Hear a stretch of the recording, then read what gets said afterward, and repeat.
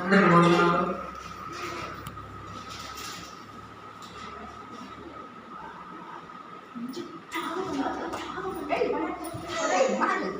ఈరోజు మన అంశం ఏంటంటే ఉపవాసం కోసం 7 విషయాలు.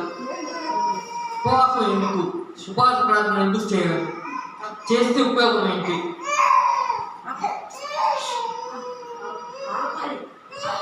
మత్తయి 6:16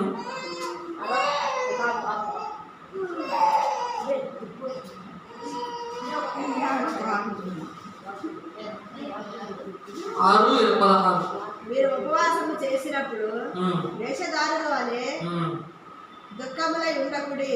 తాము ఉపవాసము చేసినట్లు మనుషులకు కనపడవల్లని తాము తమ ముఖమును వికారము చేసుకొందురు.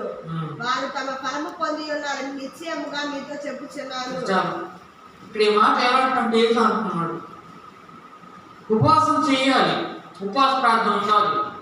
ఉపవాస ప్రార్థన ఎంత ఇంపార్టెంట్ మన లైఫ్లో. మనకు అవసరం ఎందుకు ఉపవాస ప్రార్థన అంటే, ఫస్ట్ పాయింట్ పని కోసం కానీ, ప్రణాళిక కోసం కానీ, ప్రారంభం కోసం కానీ ప్రార్థన చేయాలి. మార్కు 12:1-13 మార్కు 1:12-13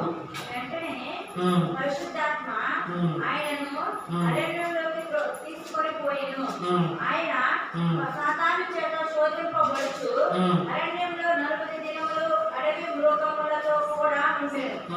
మరియు దేవదూతలు ఆయనకు పరిచర్య చేయుచుండిరి. అక్కడ ఉపవాస ప్రార్థన చేశాడు 40 రోజులు. ఉపవాస ప్రార్థన ఎందుకు చేశాడు? రాజ్యం కోసం ఉపవాస ప్రార్థన చేశాడు యేసు. మనం కూడా పొద్దున ఉపవాస ప్రార్థన స్టార్ట్ చేస్తే మంచిది. పొద్దున్న ఉపవాస ప్రార్థన ఎంతో అవసరం. పొద్దున్న ప్రార్థన చేసి రోజును మొదలు పెడితే సంతోషం ఉంది. రోజు కష్టాలైనా బాధైనా దేవుడు తుడుస్తాడు. అంటే ఉపవాస ప్రార్థన కావాలి. పొద్దున్న ప్రార్థన చేస్తే విజయం అంతా రోజంతా. అపవాదాలను ఎదిరించవచ్చు. అదేవిధంగా కష్టాలు బాధలు దేవుడు సహాయం చేస్తాడు. పొద్దున్న ఉపవాస ప్రార్థన చేయాలి. ప్రార్థన మొదలు పెట్టాలి రోజుని. అప్పుడు మనకు విజయం అంతే. ఏమైనా కష్టాలనే బాధలైన ఉపవాస ప్రార్థన స్టార్ట్ చేయాలి రోజుని. మన ప్రార్థన కష్టాలు బాధలు చెప్పుకోవాలి. ప్రార్థనలో కన్నీళ్ళైన దుఃఖాలను దేవుడు తుడుస్తాడు. అదేవిధంగా మనిషి మారాలంటే ఉపవాస ప్రార్థన కావాలి. ఎవరైనా మీ కుటుంబంలో మారకపోతే ప్రార్థన చేసి మార్చవచ్చు మనం. రెండో పాయింట్ ఏంటంటే జ్ఞానం కోసం, వివేకం కోసం ప్రార్థన చేయాలి. చాలా మంది జ్ఞానం ఉంది, బైబిల్ జ్ఞానం ఉన్నది తెలీదు. చాలా వరకు ఏం చేయాలి, ఎలా ఉంటే ఏం జరుగుతుంది తెలీదు. ఎప్పుడైతే మనం ప్రార్థన చేస్తామో జ్ఞానం కాబట్టి జ్ఞానం ఇస్తాడు. అప్పుడు మనం ఆత్మీయంగా బలపడవచ్చు, ఆత్మీయంగా శక్తి పొందుకుంటాం. ప్రార్థన ఎంతో పవర్ ఉంది. ప్రార్థన చేయడం ఎంతో మంచిది. దేవుడు కోరుకున్నది ప్రార్థన కోరుకుంటారు. దేవుడు చెప్పిన మాటలు మెయిన్గా ప్రార్థన కావాలి. ప్రార్థన లైఫ్ ఉండాలి. ఎవరికి ప్రార్థన చేస్తామో విజయం ఆ రోజంతా. మనకి జ్ఞానం కావాలి, ప్రార్థన చేయాలి. అదేవిధంగా అపోస్తులు 14:23 చదవండి. పౌలు బర్నబాకు ఉంటుంది. అపోస్తులు 14:23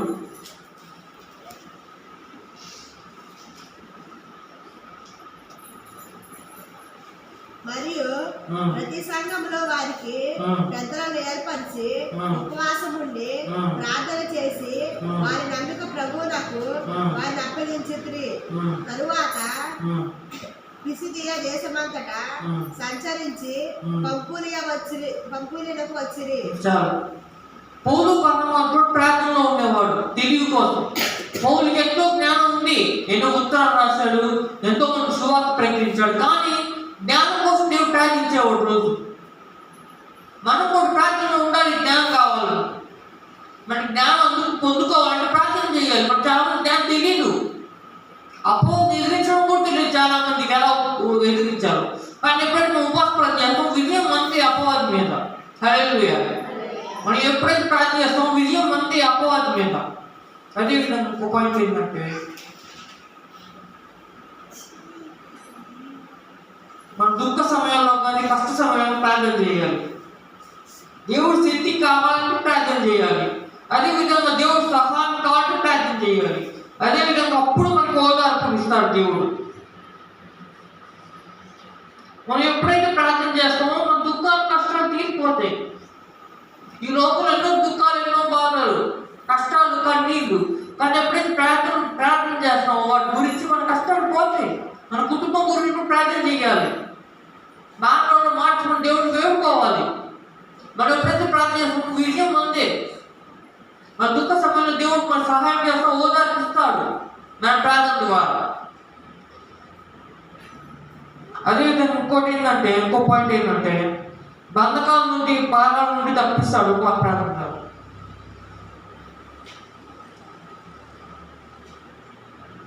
చాలా మంది బంధకాల్లో ఉన్నారు.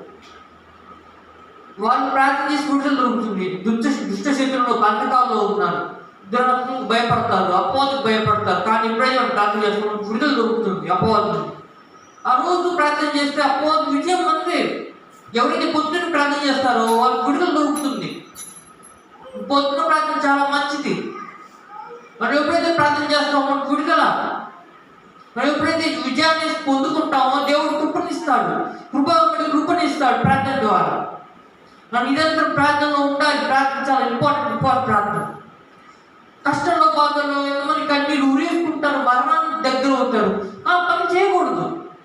మనం ప్రార్థనలో ఉండాలి. ఏమైనా విజయం, సమస్య ప్రార్థన చేయాలి. ప్రార్థన చేస్తే మనకు విడుదల దొరుకుతుంది. ప్రార్థన మనకి జయం. ప్రార్థన చేయకుండా దెయ్యాలు అవ్వదు. ప్రార్థన చేయకుండా విడుదల రాదు. దెయ్యాలు వదిలించాలంటే ఉపవాస ప్రార్థన చేయాలి. అప్పుడు దెయ్యాలు వదులుతాయి. ఇంకో పాయింట్ ఏంటంటే పశ్చాత్తాప ప్రార్థన. కొంతమంది పాపం చేసినప్పుడు ప్రార్థన చేయరు. పాపంలో జీవిస్తూ ఉంటారు. రెండో నరకంకి వెళ్తారు వాళ్ళు, రెండో మరణం. కానీ ఎప్పుడైతే మనం ప్రార్థన చేస్తామో పాపం మీద విజయం కావాలంటే మనకు విజయం ఇస్తాడు. పాపం మీద విజయమే కాదు, అపవాది మీద విజయాన్ని ఇస్తాడు. హల్లెలూయా. ఎప్పుడైతే మనం ప్రార్థన చేస్తామో అపవాది గురించి విజయం అంతే.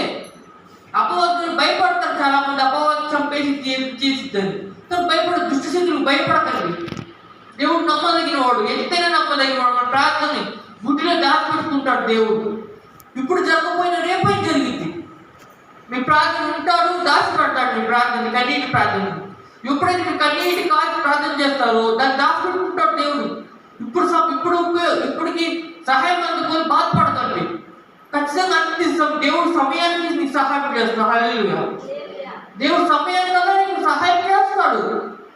ఉపవాస ప్రార్థన ఎంతో బలమైంది. దేవుడు దుర్గాన్ని పడేస్తుంది. అది దేవుని కదిలిస్తుంది ప్రార్థన. అదేవిధంగా విజయం కావాలంటే ప్రార్థన చేయాలి. ఎంతో మంది ఓడిపోతుంటారు లైఫ్లో. యుద్ధాల్లో ఓడిపోతారు అపవాది దగ్గర. అంటే విజయం రాజని ఏడుస్తూ ఉంటారు. కష్టాలు, బాధలు కృంగిపోతారు. కానీ ఎప్పుడైతే మనం ప్రార్థన చేస్తామో విజయం వస్తుంది. కృంగిపోయిన కాలం లేవనుతాడు దేవుడు. ఎంత కష్టం వచ్చినా, ఎంత బాధ వచ్చినా ఓర్చుకోవాలి మనం ప్రార్థన చేస్తూ.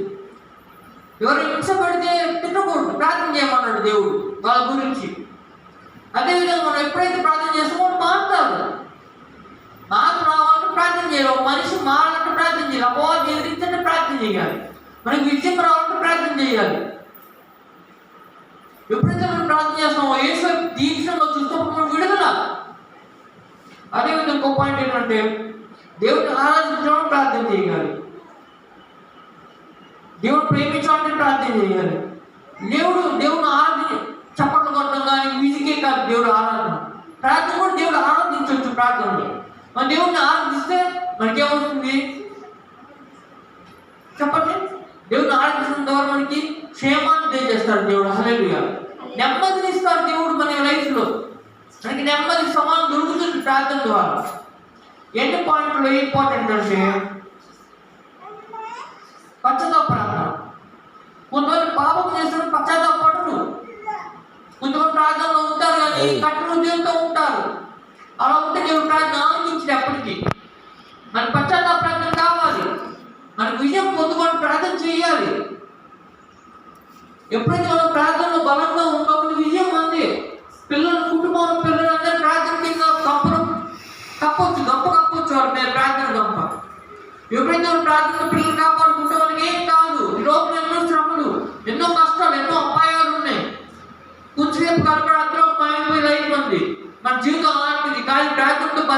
ప్రార్థన అక్కడి కింద పొందుకుంటే ఎప్పుడైతే ప్రార్థన చేస్తూ ఉంటే నెమ్మదిస్తారు దేవుడు. కష్టం వచ్చినప్పుడు కన్నీళ్ళు కాదు ఏడుస్తారు చాలా మంది, కానీ ప్రార్థన చేయరు. పశ్చాత్తాప ప్రార్థన ఉండాలి మన లైఫ్లో. ఎప్పుడైతే పశ్చాత్తాప ప్రార్థన చేస్తామో మనకి విడుదల ఉంటుంది, పాపం ఉంది. చాలా మంది అలా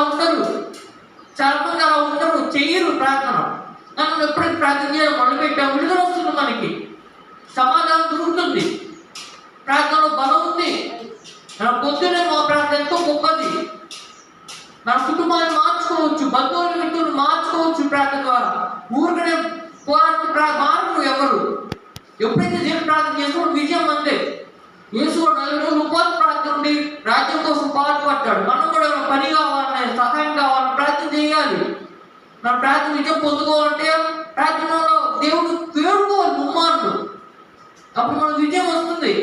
ప్రార్థన మర్చిపోకూడదు రోజు. హల్లెలూయా. వాక్యం జీవించుగాక. ఆమేన్.